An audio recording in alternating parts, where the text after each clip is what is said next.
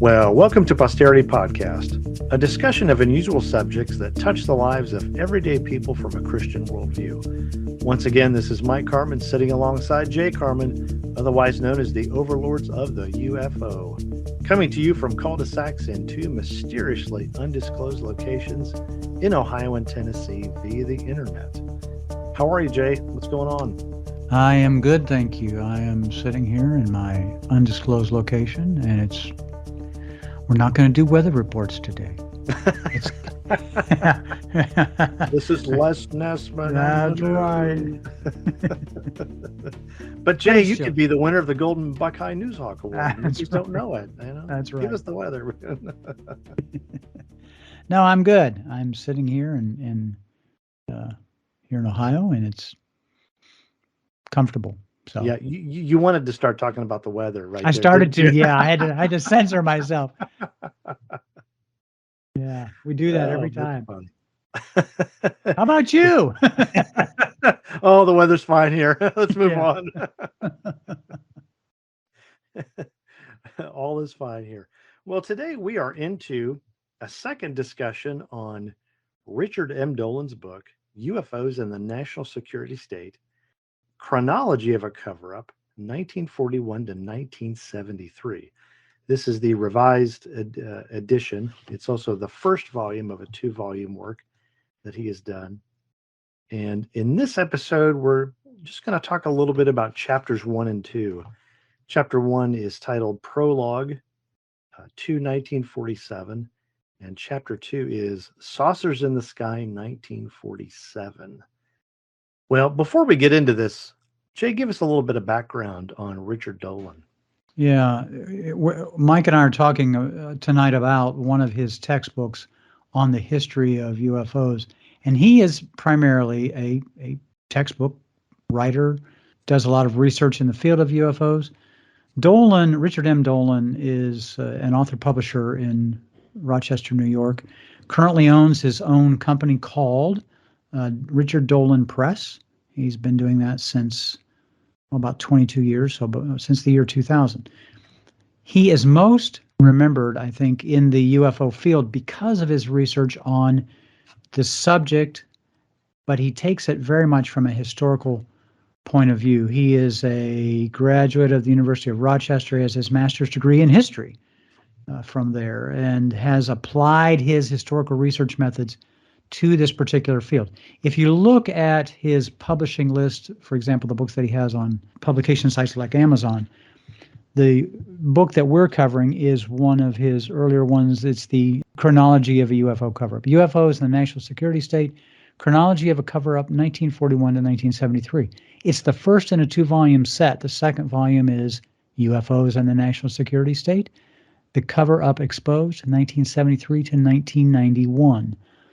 These are not the only 2 books that he's published on the history behind the UFO phenomena. His most recent, I think, is UFOs for the 21st Century. If you take his work as a whole and look at what he's done, he is probably the best researched author, just covers in a massive amount of information. This particular book that we're dealing with, the first volume in the set, the two-volume set, is 400 and some pages of text and then another 100 and some pages of just documentation. Just does a phenomenal job. And anyway, we're going to cover a couple of chapters tonight. You want to kind of explain that? Yeah. So chapter 1 deals with the prologue of the phenomena up to 1947. Chapter 2 just deals with Saucers in the Sky is what it's titled, 1947. So for Dolan, I believe 1947 is the launch year for the phenomena in the modern era, and certainly the United States government's interest and study of it. For those of you that aren't aware, the United States Air Force had 3 official studies prior to the present day on the subject of UFOs. The first one was called Project Blue Book, which the United States Air Force oversaw from 1952 to 1969, and all of that data was turned over to the Condon Committee, headed up by Dr. Edward Condon, who closed that study out and said, hey, there's really nothing here worth continuing to put money into to research. So they shut it all down. prior to Project Blue Book, the United States Air Force had two smaller projects with which they looked into the phenomena. The first one was called Project Sign, and it was established in 1947, which seems to be the launch year for people's interest in this subject. And the second one was called Project Grudge in 1948. So that brings us, that just gives us a little bit of background info on the subject. So Yeah, sound and good? yeah, it does. And Dolan, he acknowledges that even prior to 1947, there was a long history of unidentified sightings, things flying around in the air, even into the late 1800s. He acknowledges that, but his primary interest is on the United States and the development of a national security state approach to the study of UFOs. And he really kicks that off in 1947. Treats 1947 as sort of the kickoff year for that. Right. In our previous discussion of this book, we covered the introduction and the conclusion, and then we left everything in between for later discussions. So we're just going to get right into some of the meat of this book. So chapter 1 is called Prologue to 1947, and the first subtitle is UFOs Before World War II. Most people who have an interest in the subject know that the United States Air Force, actually the United States Armed Services, I believe the Army and the Navy, prior to the National Security Act of 1947, which established the Air Force. During World War II, it was the Army and the Navy that encountered Foo Fighters. And of course, if you go even back further, we know that it wasn't in the 1880s or the 1890s when there were all these airship sightings that were Unidentified supposedly aerial reported. ships. Yes. Yeah, Yeah. basically they looked like, if I remember correctly, modern day blimps. Yeah. Some were And some, identified as right, as like almost like dirigibles or blimps, yeah, what we would call a blimp now. yeah. And some people actually claim to see sailing ships in the sky? That one I don't remember, but that would not surprise me. And I'm not sure that all of the craft that were, I would say most of the ones that were reported, and these popped up in newspapers across the United States, especially in the West and in the Midwest.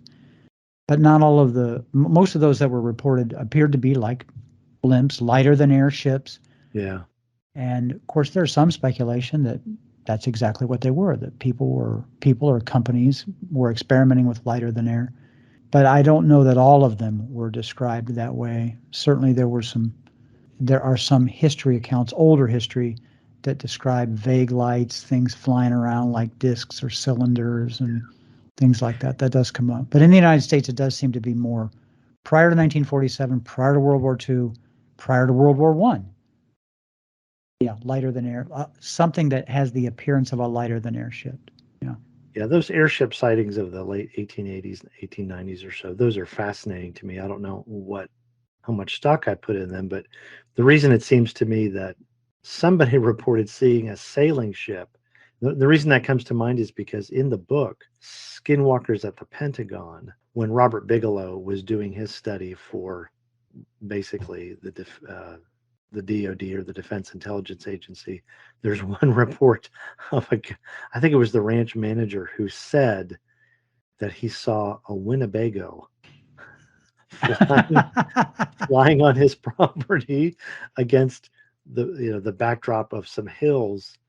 And this thing, I can't remember if it got a little closer or went further away, but it was clearly it clearly looked like a Winnebago. I wish I had talked about that story. I'm gonna have to go back and look that up. But yeah, he said he saw this giant Winnebago. But anyway, in chapter 1, the prologue to 1947, I just want to read the first paragraph because I think he does a good job of setting the tone for this chapter. So he says, concerning UFOs before World War II, he says it's quite possible that UFOs have existed for a millennia. A steady stream of reports, stories might be a better word, appears through the centuries, some of them suggestive of modern reports. Of course, most of these stories were not about spaceships, although some of them were. People, rather, interpreted what they saw in terms and concepts they knew best. They saw fiery wheels or chariots in the sky, conversed with fairy folk, or had visions of God, angels, and demons. While the accounts are certainly worth collecting, there is not much we can do with them other than reflect on the possibilities they suggest. Ultimately, they remain just stories. I would say that that is also true up until 2017 when these really nice looking, well filmed or well videoed UAPs Right. off the Nimitz, off the USS Nimitz, and a couple of other carriers were filmed. That was a little bit more definitive proof. We walked away with a little bit more than just UFO reports. But he says toward the end of the 19th century, the number of these stories spiked upward. So, one of the things he talks about, and this is obviously the tone of the book, is that there is a national security connection between UFOs and the security of a nation as these UFOs appear in various places and at various times. And sometimes they are in places they should not be, around installations they should not be. And they do have a great capacity to change people's worldview. People that remember this subject or have studied this subject and remember something about World War II know that what was claimed to have been seen by pilots fighting over in Europe and maybe even the Pacific were these things called Foo Fighters, right? Right. Yeah, I think there was once a rock band named Foo Fighters, isn't that Yep. right? Oh Yeah. yeah, yeah. It still Couldn't is. tell. Yeah. Was there really? Okay. I couldn't tell you anything about their music, but I just thought that's a great name for a group, Foo Fighters, Yeah. you know. So he tells this one story. He says, in September of 1941, in the early morning hours of a clear night out in the Indian Ocean, a sailor aboard the USS Pulaski, a Polish vessel, converted for the British military, saw a strange globe glowing with greenish light about half the size of the full moon as it appears to us. So he alerts his gunner, and the two watch the object as it followed them for the next hour. He goes on to talk about the not so tame incident in Los Angeles in February of 1942 when a number of unidentified aircraft flew over the city of Los Angeles and apparently caused a blackout. At least 1 million residents woke to an air raid siren around 2:30 in the morning.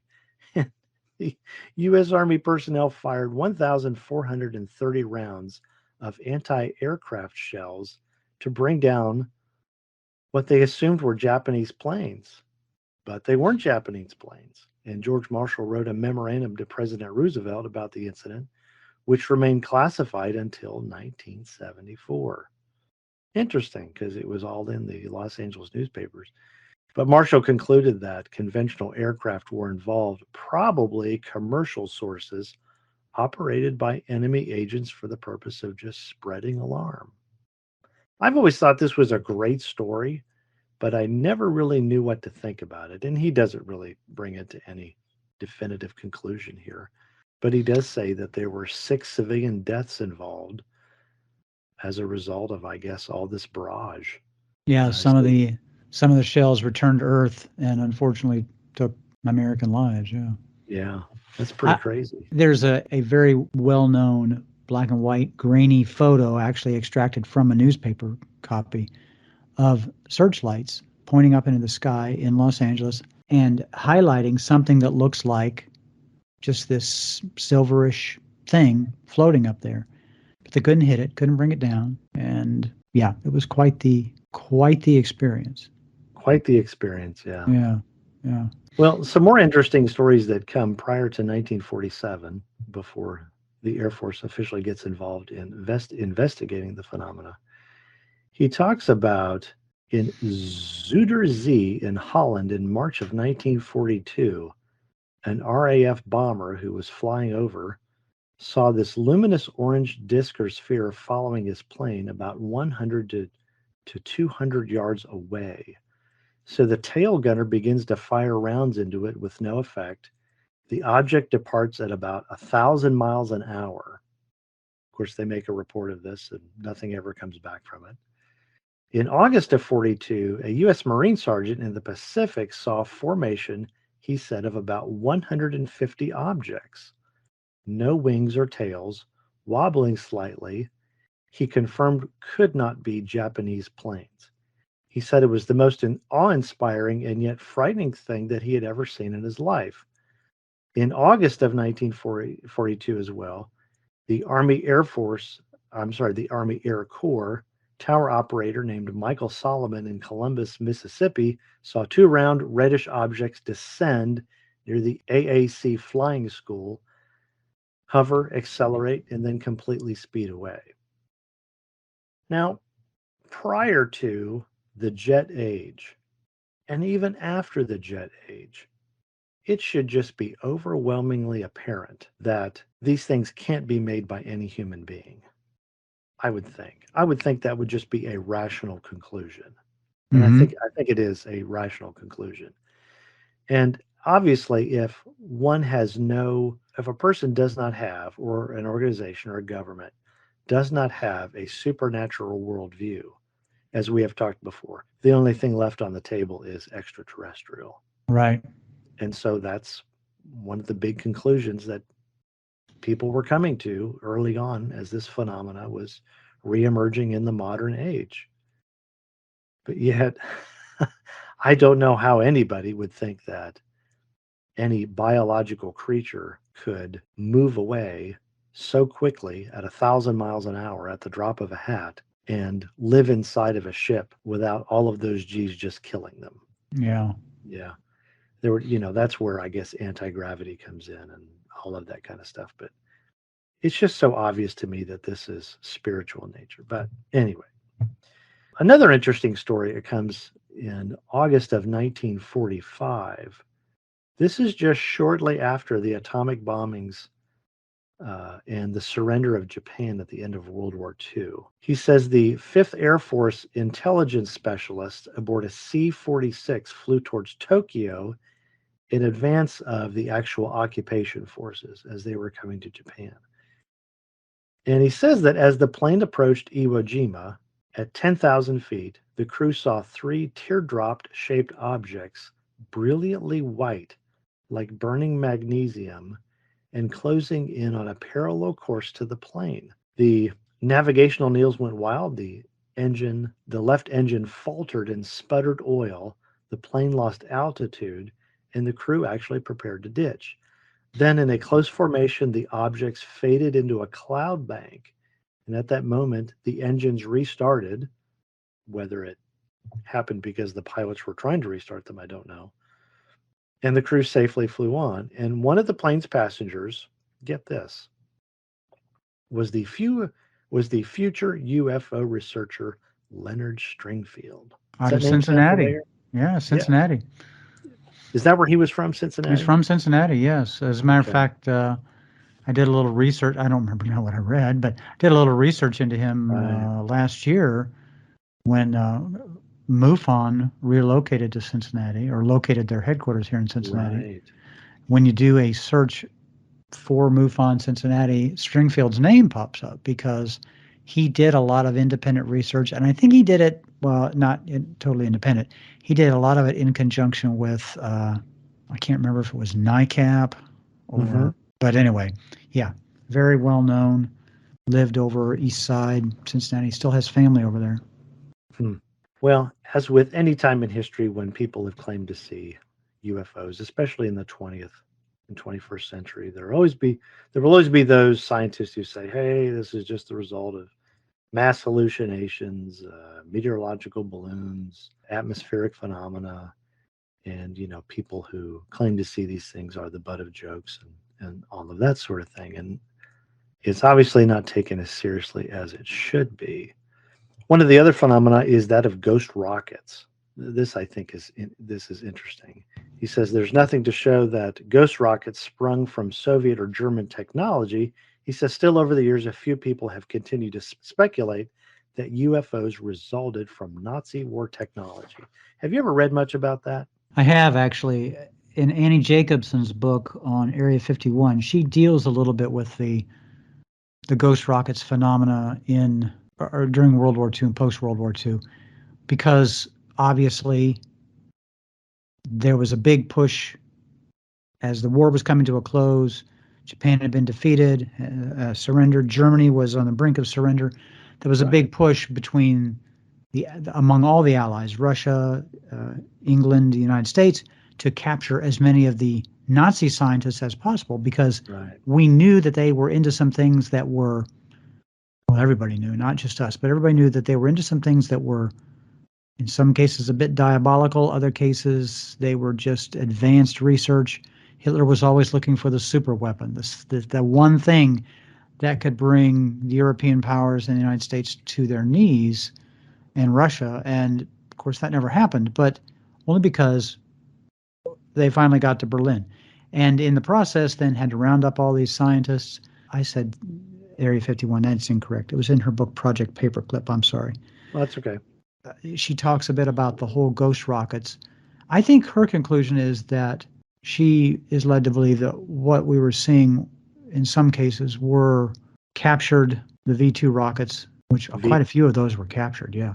V1 and V2? V1 and V2, that some of these that were captured were being launched as part of test programs by the Allies and by Russia to determine what steps to take next in researching the capability of developing that kind of a rocket, because the Nazis developed it as a way to bomb England, shoot over the other European states, drop it on London or other places, which to everyone's thinking was, well, great, this means if you can develop this kind of a flying bomb, the next goal would be to develop the intercontinental ballistic missile, something you could fire from one continent and drop it on another, which is exactly what the Russians and the United States looked into specifically. So I think her conclusion is that a lot of that was military research that was going on shortly after the war and in the early years following. Yeah. Those German V2 rockets, they made it from Europe across the English Channel over into Great Britain, didn't they? Yes, they did. They did. Yeah. I was thinking that they did. And boy, the impact, when they dropped into the city, those were devastating. You pretty much take out the better part of a city block with one of them. Well, I've always thought the idea that it was the Germans during World War II who came up with, the Brotherhood of the Bell, the German anti-gravity technology. That's always been a fun conspiracy. And I say that maybe rather shamefully, considering everything that the Nazis did, as a horrible group of people. But I've always thought that was an entertaining conspiracy, but I don't think there's any merit to that at all. But that's just my own personal belief. But so these are just some items from this first chapter, which is pre-1947, pre-official United States investigation into the phenomena. And he also does discuss the formation of the Central Intelligence Agency and the United States Air Force as a separate entity from the Army with the National Security Act of 1947 and so forth, and staff changes and so forth, and the closure of the OSS and all of those good things. But interesting little first chapter on the early history of UFOs prior to 1947. I think when we get into, as we're talking about this and when we get into some of the chapters that follow, we want to keep in mind that Dolan does not approach this historic study of the UFO phenomenon, which we now call in 2021, 2022, the UAP phenomenon, the unidentified aerial phenomenon. He does not take like a decades approach. He doesn't study the statistics and the data, say, from 1940 to 1950, 1951, and 1960.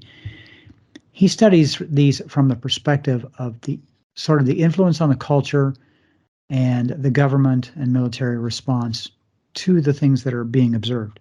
So, as you talked about here, where he deals with the prologue to 1947, things that were going on in and around North America in the late 1800s, early 1900s, and then prior to World War II and during World War II, when he gets up to 1947, that is sort of the kickoff year. He treats that year as the start, really, of not only a large-scale public interest, but a wider interest and study from both agencies and military institutions within the United States. Chapter 3 and 4 Chapter 2 is specifically in 1947, which I'm going to highlight just a couple things from there. But then when you get into Chapter 3, he's talking about how the problem was managed by the United States government between 1948 and 1951. And then there's kind of a crisis and a containment period that takes place in 1952, 1953. That's when we start to hear stories and reports of UFOs over Washington and people reporting things not only in the newspapers and in the magazines, but government agencies and airlines reporting things that just were totally, radar reports, things that were just totally kind of bizarre. So they have to somebody decides, we're going to take an approach that allows us to contain this within the United States. Otherwise, we're going to have mass hysteria.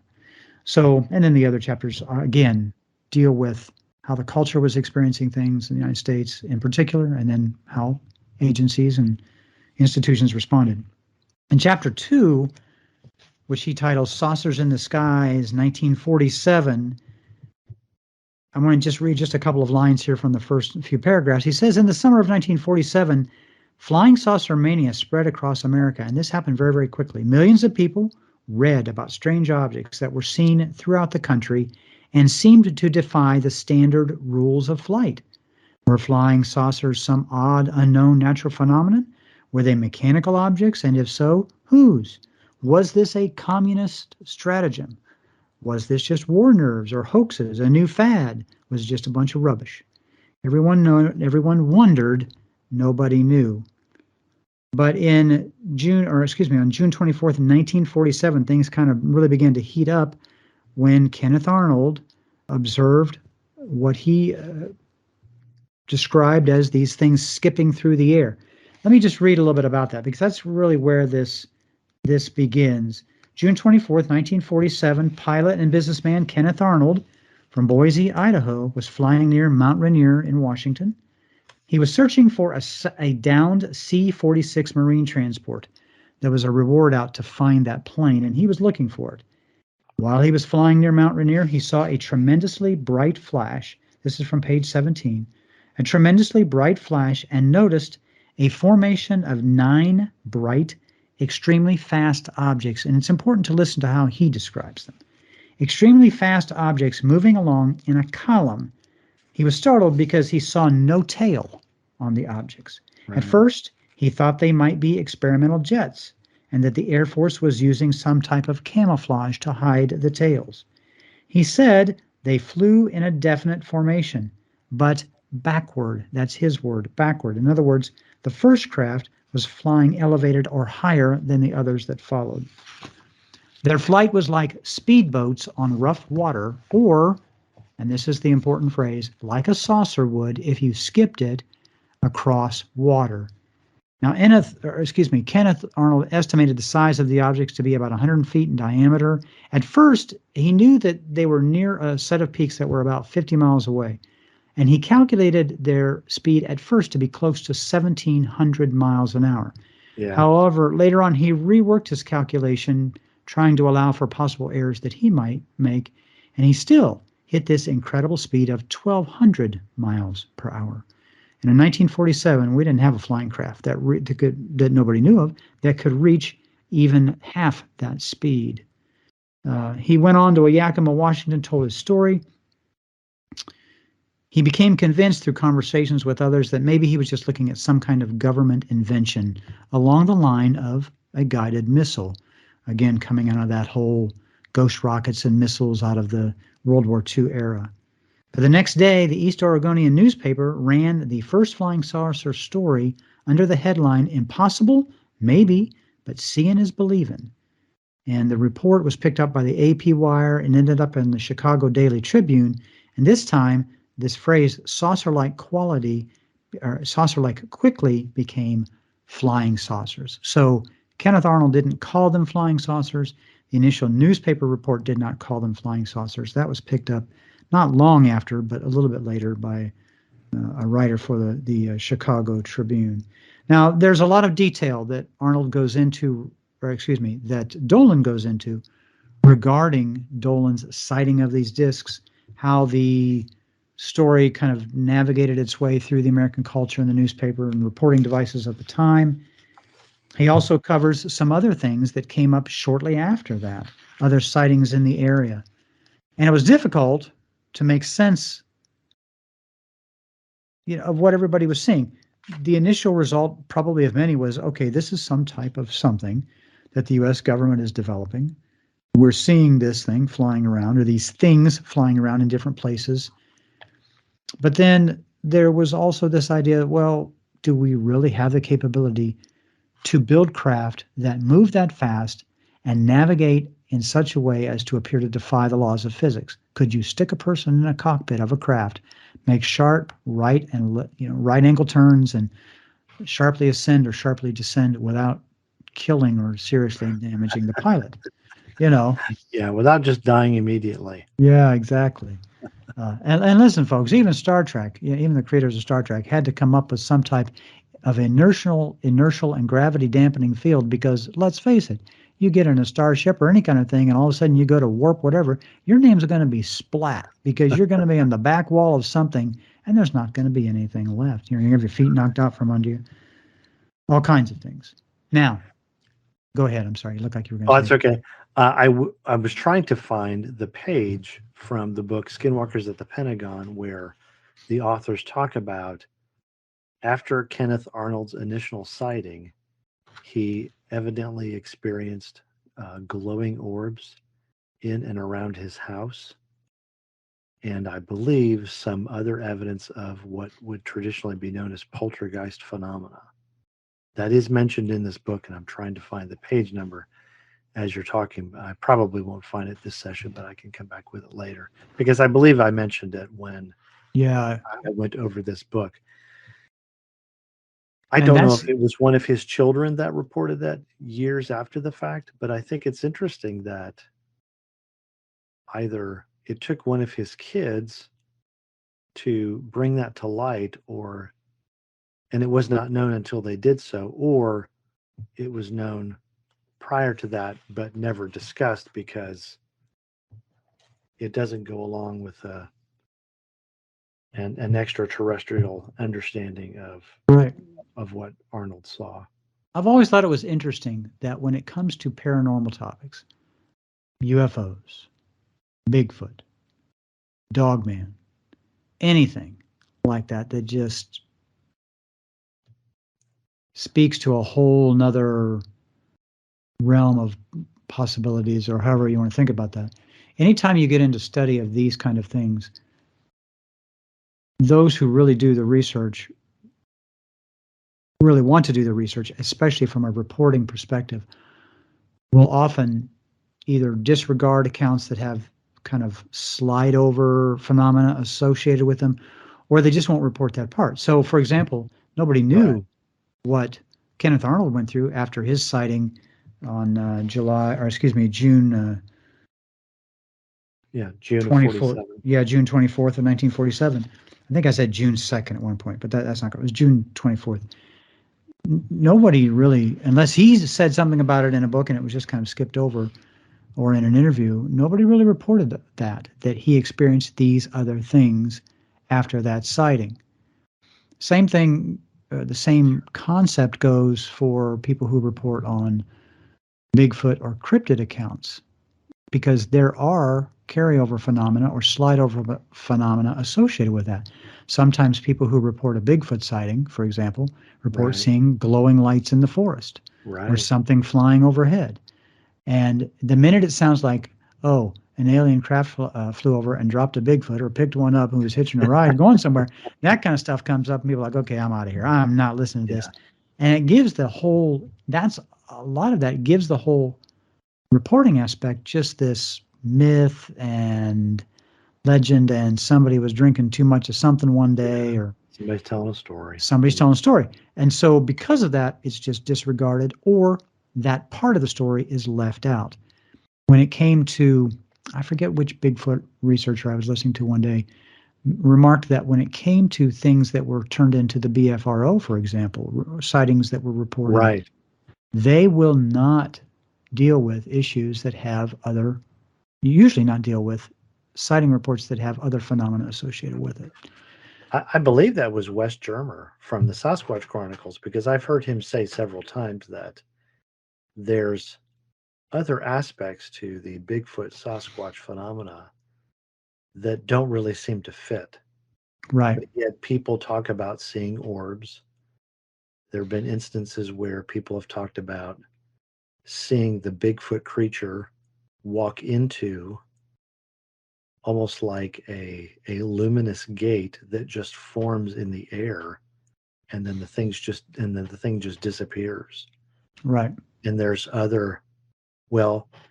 there's a story about two brothers in that show where they have these things creeping around in their property, and in one instance I don't know if the brother looks out the back window or steps off the back porch or something, and on the perimeter of the property they basically see the old hag, right? Yeah. This Right. demon that shows up as a person and has a wicked looking female kind of Right. witch like face, Right. and yet there's Bigfoot associated with that as well. Yeah. So it's interesting to me. I'd like to research the Kenneth Arnold sighting more and determine whether what was reported about him and skinwalkers in the Pentagon having basically poltergeist or demonic phenomena in his home, whether that has been known for decades and just left out of the Kenneth Arnold story, or it's something that has come to light in recent years. Right. Because did Exactly. you notice that in that story, as you were telling it, what he sees prior to these disc-shaped like craft, moving like saucers, I think he says, skipping across the sky or something. There's a bright flash in the sky. Yeah. That I thought was interesting. That I don't ever remember being a part of the Yeah. narrative that is told popularly on TVs and documentaries and so forth. Right. He, let's see, they actually quote him saying a tremendously bright flash, and then he notices these craft off at one side, and he sees them. He tries to observe them, figure out where they're going, get a rough estimation as to their speed.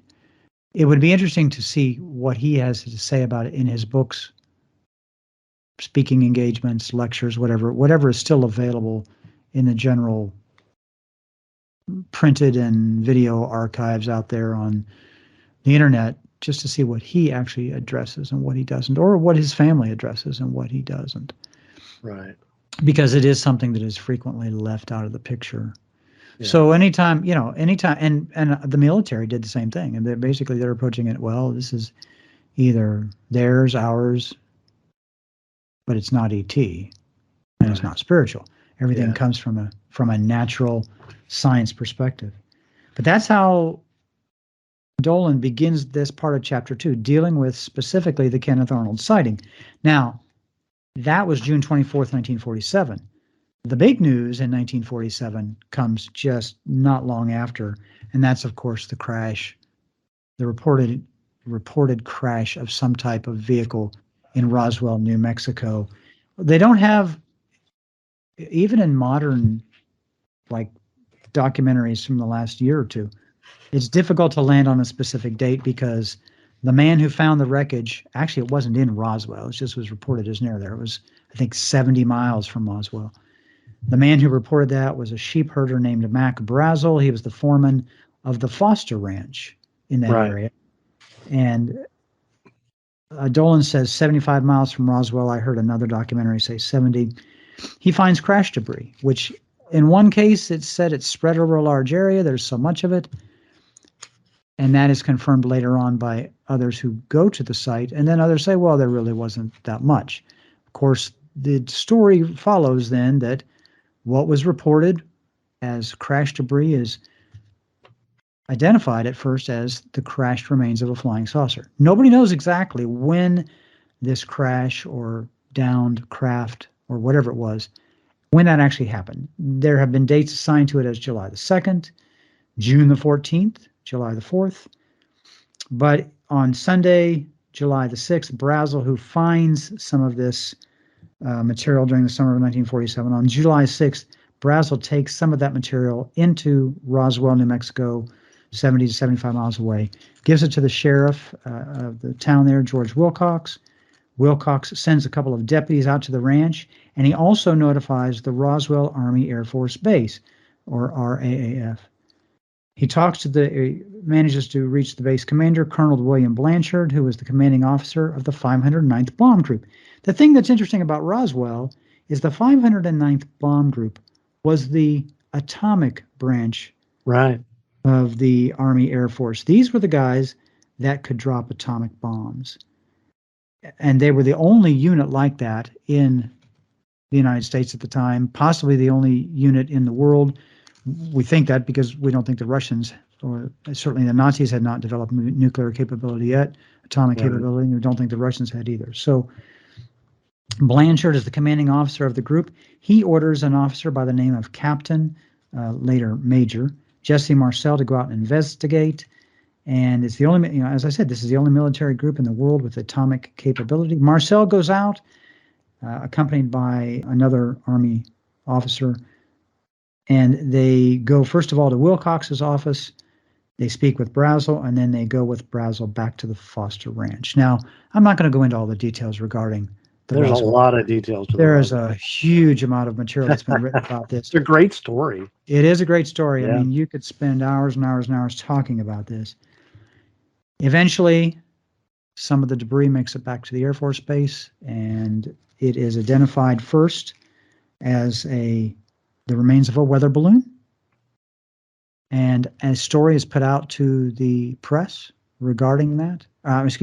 Regarding it as being, first of all, a crashed flying disc or flying saucer, and then later on it's identified as a weather balloon, actually just a few hours after the initial announcement. So it goes out over the radio as, hey, we've got a crashed flying saucer. And then I think it's 3 or 4 hours later, comes back, well, no, it's not a crashed flying saucer. It's actually a weather balloon.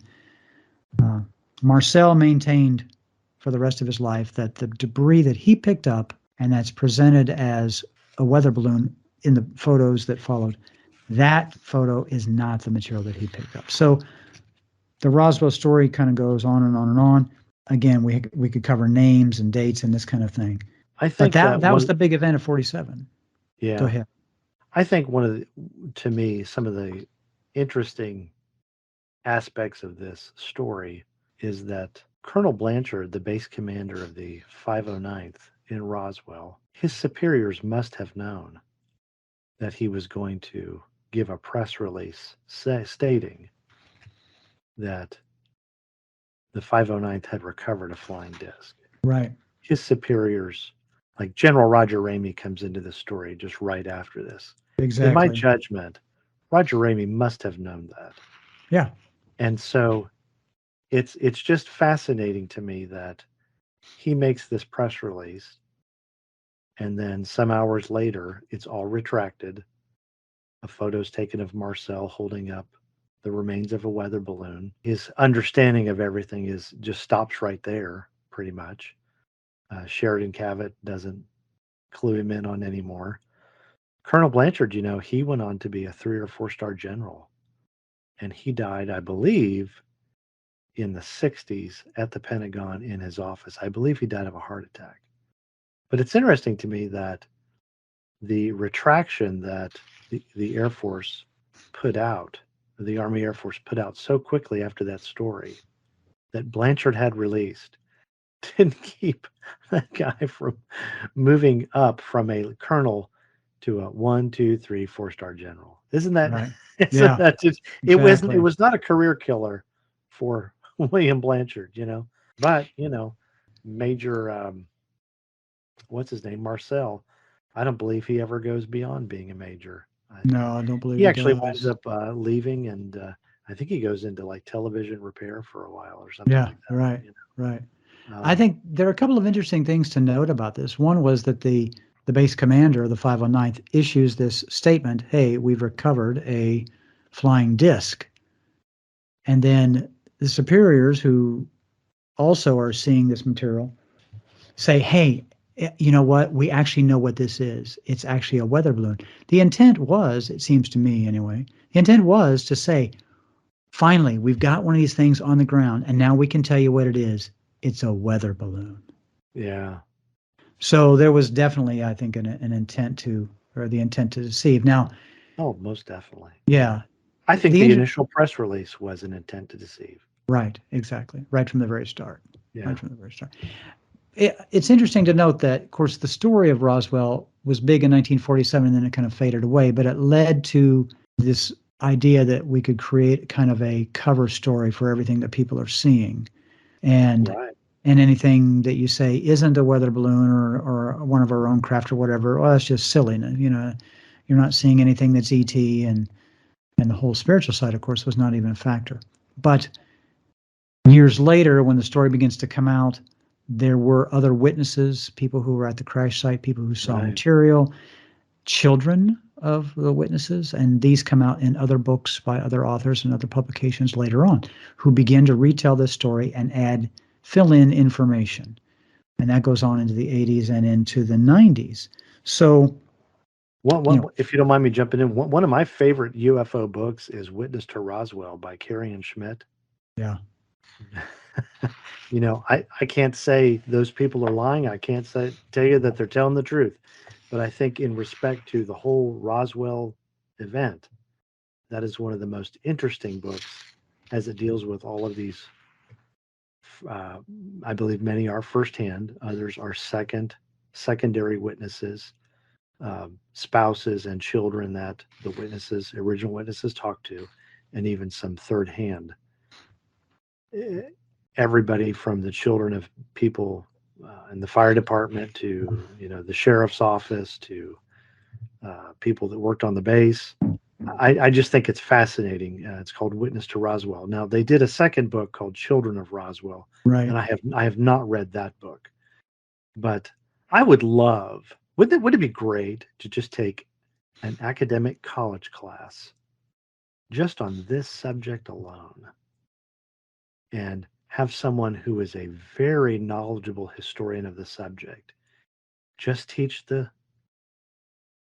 what has been laid out and try to come to the best reconstruction of the narrative as possible concerning all of the Right. taking into account everything that has been said about it, and read the most reliable books on the subject. I would love to do that. It might be a complete waste of my life, or at least so many hours of my life, but I don't think any more than this podcast is. So, and That's I love true. doing That's this true. podcast. So it's like we get to talk about things we wouldn't normally. We can't really talk about these things at work. There's no. I don't know of any college class that teaches on UFOs or Roswell. Although I do think that Jim Marrs tried to do that in his latter years and was unsuccessful. But Right. if I could walk into Vol State and say, "Hey, I'm going to teach a class on Roswell. What do you think?"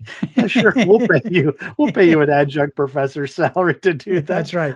I would say I'd be in heaven, but that would be overshooting the matter. But I would greatly enjoy it. Even if you know professionally I had no close contacts anymore. People just turned away and said, "That guy, he's jumped off the deep end." Yeah, that's Of right. course, That's we right. do have the whole UAP thing now, which ought to give me some legitimacy. But Right. By the way, on a recent episode, my wife and I, Rob and I, watch NCIS Los Angeles, oh, and one of the most recent episodes from NCIS Los Angeles deals with, and this was an interesting approach, deals with the UAP phenomena, that a pilot who is on a training mission actually is ordered to intercept something that's closing on a carrier. It's not visible, but it's showing up on radar. mm-hmm. But it got so close to the carrier before it showed up. It got inside the 15-mile range.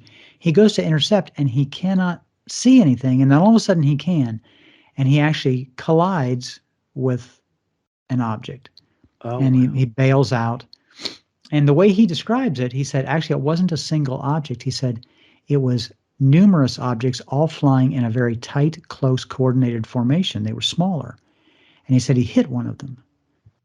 Because they were flying so close together, they appeared to be one object on radar, Mm-hmm. but they weren't birds. And they try to treat it as I think, a bird strike. And he goes to NCIS. He says, I didn't hit a bird. And the way they address this situation is that one of the branches of the military had been experimenting with artificial intelligence, and they had been using it with drone technology. Mm-hmm.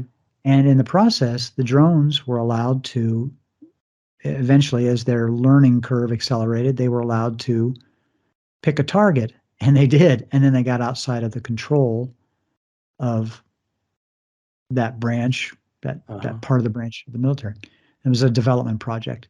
And so they weren't actually trying to attack, but they were trying to get in close, because a group of drones, if deployed, if brought in as a small group and then deployed over a larger area, they're capable of intercepting telecommunications. And that was the goal, to pick up a coordinated set, to get into an area that was a military area and monitor communications. But it was AI that had gotten, really? It was artificial intelligence that had gotten out of the control, and they were of the agency, and they, somehow they could land and recharge. I don't know if they were solar or what it was, but some little kid who's kind of a blogger and a podcaster in his own right, he actually sees them taking off out of this area not far from Los Angeles. He can see them. He said, "Yeah, they take off every night about such and such a time." You know? And the whole story was just a little bit. It's building on another set of stories related to AI, artificial intelligence, and how, because we can do a great job now with artificial intelligence, including replicating the appearance of a person and their voice patterns and things like this. So anyway, it's kind of creepy, but yeah, that was and the way they find this out is they contact the UAP task force, which is in existence now, and the UAP task force has been compiling sighting reports, but they were unable to coordinate them to come to a solution as to what people were seeing. And so they see all these reports, and one of the NCIS agents works to identify a contractor who was involved with developing this technology, and it got away. Right. Have you ever seen that video of 200 drones fall out of the sky in China's Hangzhou province? No. Panic spectators run for cover. Yes, you can find this on YouTube. There's this shot of this camera. It's pointing up into the sky, and it's nighttime, and you can see these hundreds of bright lights.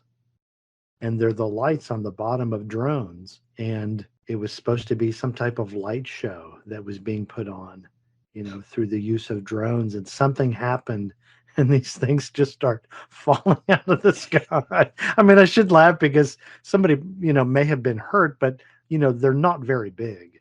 Right. But it always reminds me of that episode of WKRP in Cincinnati where the Arthur turkeys. Carlson, the station manager, gets the bright idea to push live turkeys out of a helicopter. Yes. I honestly thought those things could fly. Yeah. Drones can, but evidently they kill people too, or they fall on people too. They're hitting the pavement like bags of wet cement. That's right. Oh my gosh, it's awful. Oh, the humanity of it all. Oh. Well, we digress a little bit, but that is too much fun. That's right. It is fun, but it's just an interesting topic. Now, when we looked back at how in 1947 Dolan covers this as a pivotal year, because it's the Kenneth Arnold sighting and then Roswell. Right. He also brings into this discussion then that's when the FBI begins to get involved on a formal basis. On July the 9th, probably the same day that the Roswell debris, by the way, that actually was shipped to Wright-Patterson Air Force Base, which on a tangent, Wright-Patterson Air Force Base was the place where many of the Nazi scientists, as they were being funneled into the United States, that's where they were housed. Really? Wright-Patterson, yeah. And not all of them, but many of them, and then they were shipped on to other places. But on the 9th of July, which is probably the day that the Roswell debris arrives in Wright-Patterson, Brigadier General George F. Shulgin, who is the chief of the Requirements Intelligence Branch of the Army Air Force Intelligence, requests FBI assistance in the problem of flying discs. So there's a formal request to get the FBI involved in that same year. There's kind of a media clampdown. He does cover another sighting, which I have heard about and read about. I actually did not think that much of it, but he covers something which we won't talk about today, but that's what they call the Maury, M-A-U-R-Y, Maury Island Saga, which Right. happens in that year. Listeners can Google that and look that up. But in the middle of all this, the United States government passes the National Security Act then, same year, July 26th, 1947. This act creates a unified national military establishment, a National Security Council, and, get this, the Central Intelligence Agency. Right. So all of that happens in the same year. And there are some other things that are documented here in the 1947 year that he talks about. He alludes to the MJ-12, if that actually existed, the MJ-12 group, which came up in 1947, 1948. Right. But That we won't was talk. one of our first podcast subjects. Yeah. Yeah. So, and then, what are the conclusions? Are we looking at Soviet craft? Are we looking at who knows what? And Right. where is it coming from? But that's the pivotal year. Those are events that people will have heard about. The Kenneth Arnold sighting, certainly Roswell, but that's also the year the FBI gets involved, and it's also the year that other security agencies are created. And certainly some of that comes out of this whole thing that's going on with UFOs, what we now call UAPs. Some of it is very likely, in my opinion, the result of the beginning of the Cold War, post-World War II, the beginning of the Cold War, and, of course, the research that we brought into the United States in locating Nazi scientists at the end of World War II. Right. There was a great need to protect information. Yeah. Yeah, most certainly. Okay, well, that wraps up our discussion for chapters 1 and 2 from UFOs and the National Security State, Chronology of a Cover-up, 1941 to 1973 by Richard Dolan. This is just chapters 1 and 2, but we're going to wrap it up with that for today. Sounds good. Okay. We'll see you, everybody. Have a good day. Have a good day. Have a good week.